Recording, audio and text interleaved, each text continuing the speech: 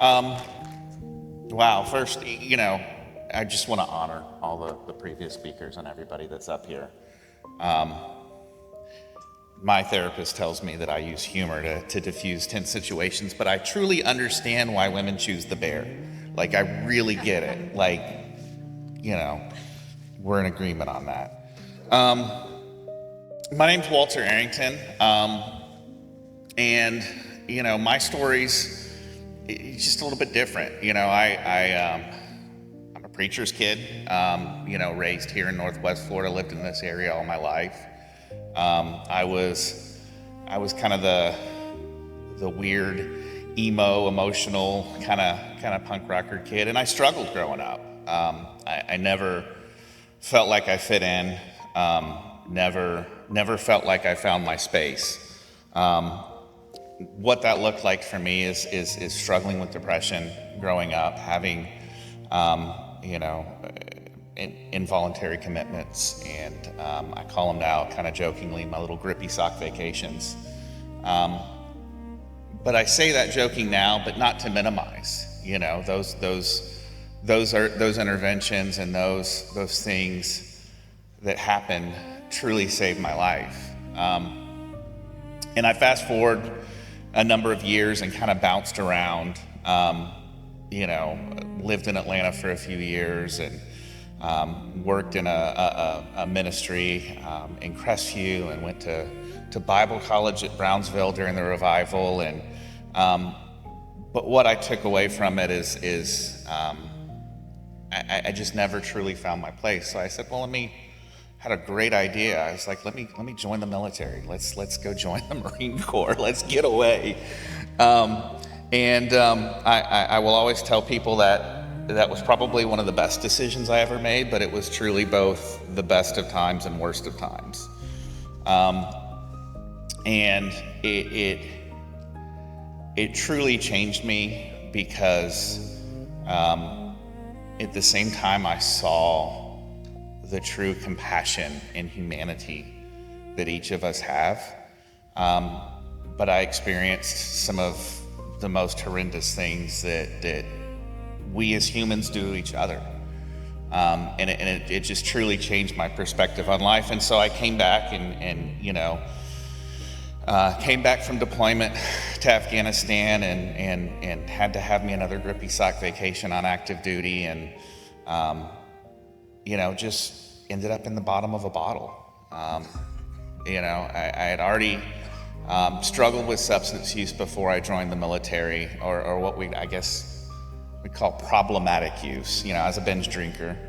But I really just ended up in the bottom of my cups. And, what ended up happening, which is kind of inevitable in those situations, is, I got in some trouble in the military.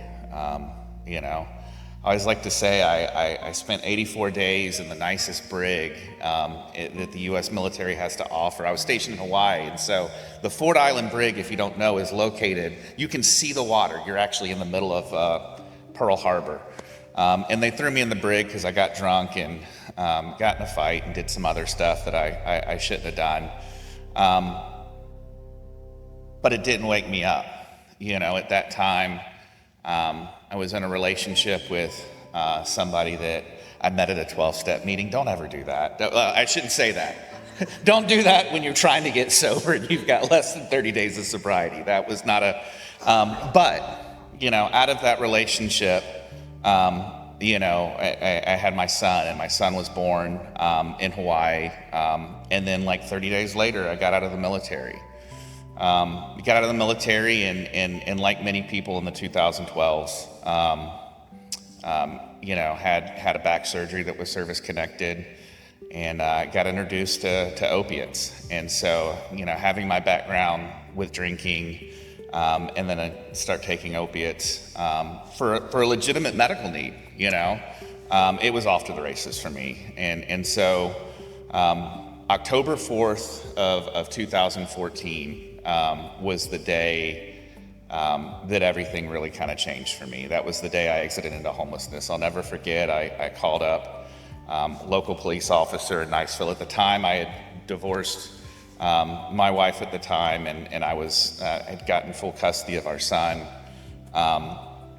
And I called up Mark and I said, Mark, you got to come get me. And, threw my stuff over. I had just called my ex-wife and wonderful mother of our son, and said, hey, come get Joey. And I knew I was messed up. I want to be completely honest. I was not a kind person. I was not a good person when I was using substances. I stole from family. I harmed the people that I love the most. I always say, and I kind of get to this, but today, I'm a therapist now. But I always say when I work with people who struggle with addiction or family members, the people who suffer the most are the family members. I say that as somebody who's come out the other side. The people who suffer the most are the family members. We hurt the people that we love more than we ever hurt ourselves. It's just what I believe. And so, from 2014 to 2018, it was homelessness. Jails, institutions, tried the death thing, had many a suicide attempt, still trying to struggle with the demons from military service and flashbacks and all of those things. And I was just such an angry person. I blamed everybody else around me, except taking responsibility for myself and taking responsibility for what I needed to do to heal. And was lucky enough, spent about 2.5 years unhoused, homeless here in the Pensacola area. Got kicked out of every single program in Pensacola. I joke with these service providers now because I work with them professionally. I'm like,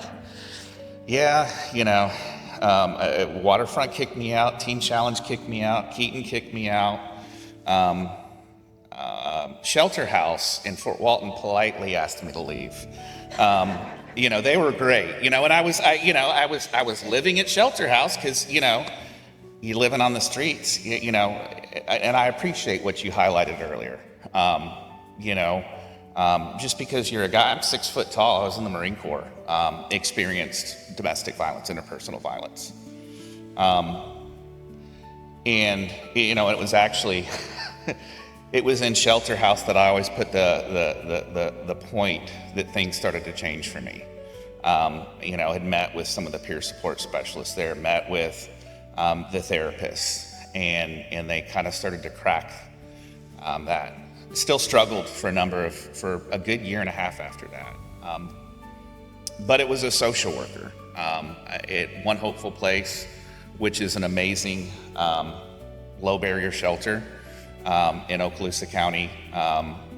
Ran into Tracy Hoodless, who is the executive director of 90 Works here locally. She was the social worker and case manager there.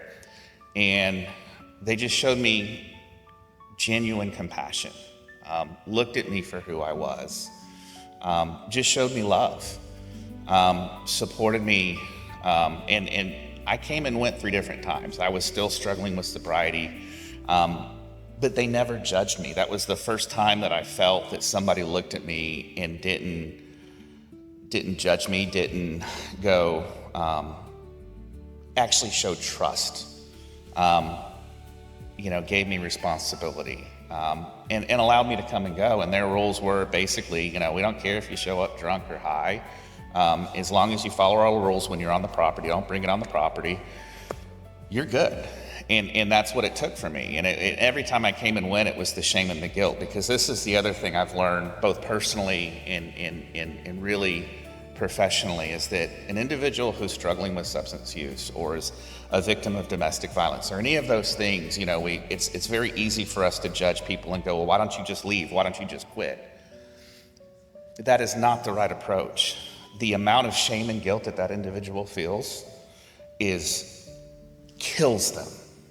They know what's going on, but you don't have hope. And it was the social workers that gave me hope. And so, fast forward, went to Road to Recovery and ended up in Richards Memorial, another great resource we have in this community, transitional housing, and got connected up with a 12-step program. And next thing you know, I'm going back to school at UWF, and got recommended to join this task force, because my passion, the things that I'm most passionate about, is working with our unhoused population, and working with individuals who've experienced severe and persistent trauma, severe and persistent mental illness, because I know what it was like for me, trying to fight and work through the systems that existed, the people who truly want to help and devote their life to help, but that also being on that other side and going, yeah, if you could just change this one thing,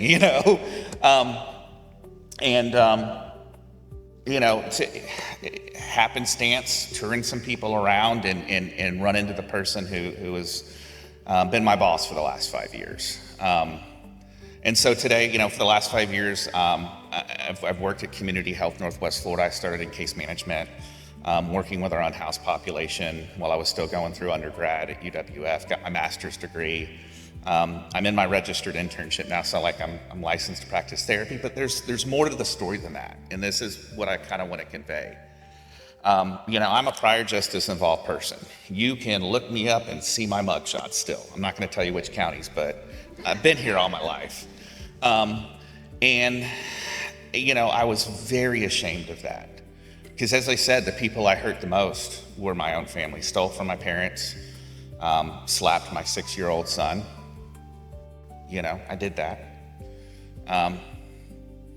Funny story, I ended up getting full custody of him after that, which that's just a God thing too, because how does that happen? You get in trouble for doing things that should prevent everything, and then you end up with full custody. Anyway, we have a great relationship today. And I work in healthcare. And so I've learned today, the scripture says they will know us by the blood of the Lamb and the word of our testimony.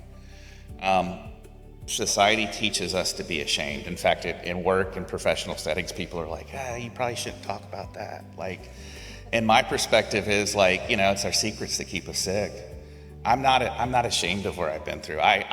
My paperwork is tight. I have these cool sheets of paper that the state of Florida gives me that says, yeah, you did all that stuff, but you passed a level 2 background check. We trust you now. I was having an email conversation with DCF the other day on a grant program that I'm managing, and here's the paperwork. But we don't know the potential that's locked in somebody. We truly don't.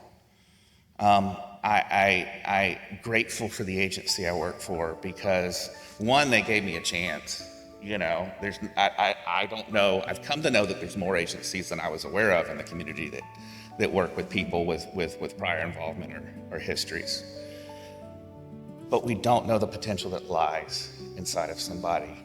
But then oftentimes the best people, the best healers, are the people who are absolutely broken themselves. There's a reason why everybody up here, are healers.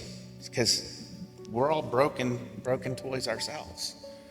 And so, as there's a lot of leaders from organizations here, I guess the biggest takeaway is take that chance on somebody. Support that person, mentor that person. If you know somebody that you're familiar with that's struggling, just show them love and compassion. Judgment-free, just look at them. Say, I see you. Have good boundaries. Don't take any BS, But we truly don't know what we don't know, and there's always hope. I could sit here and tell you all the horrible things that happen, but today I get to sit here and go, yeah, I did what I did, but now I get to right some of those wrongs. I love my job today. I get to show up every work today, and my role is grants and development. What does that mean? Basically, I get to go out in the community and I get to find out where we've got gaps in care, and then I get to sit in front of a computer and I go, ooh, I can go get this grant and we can start this service over here and we can frame it this way and we can do this. And then one day a week I get to sit down with patients and I get to provide care to the next generation of people who are struggling. You know, I get to have those awkward conversations when they start lying to me, and then I get to go, I'll roll up my sleeve. I said, let me show you my track marks real quick, buddy.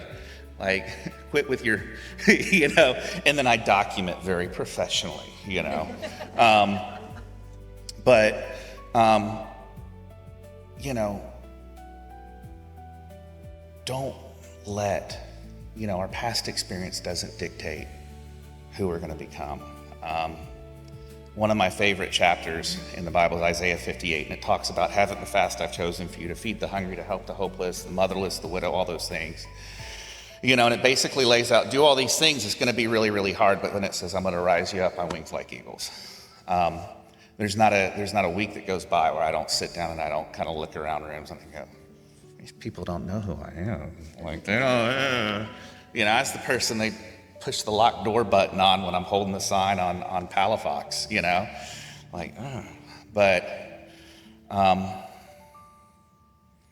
guess I say all that to say, you know, if you've got somebody in your life that's struggling, hold those boundaries. You know, this is the other thing I want to hit. The best thing my mom ever did was cut my butt off. And she'll tell you, you know, she said it was hard because she had the means, she had the room, you know, she could have let me move in and not be homeless. She'd always pick up the phone. She'd always meet me for a warm meal.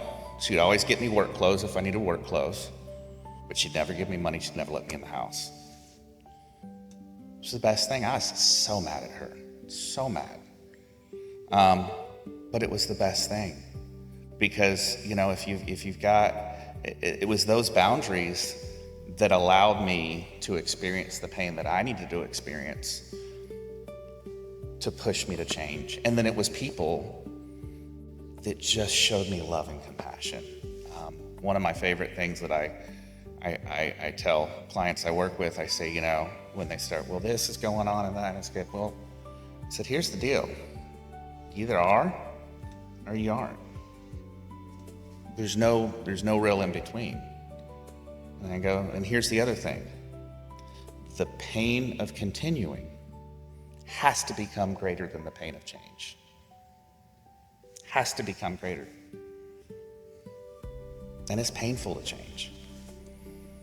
But, you know, life has changed. You know, we don't know what's in store. And I'm just super grateful that there was a community, that there were people that loved me and cared for me. You know, and that I've gotten the opportunity to speak with people that I hurt and rebuild those bridges. And then, you know, just give it back to the next one. I'm going to leave you with this, that as I was leaving to go to rehab from One Hopeful Place, Miss Pam was the social worker there at the time. And I said, Miss Pam, how can I ever repay you? How can I ever, you know, you've saved my life.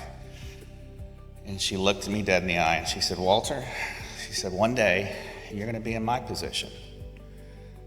And I said, you just do it for the next person. That's all we've got to do.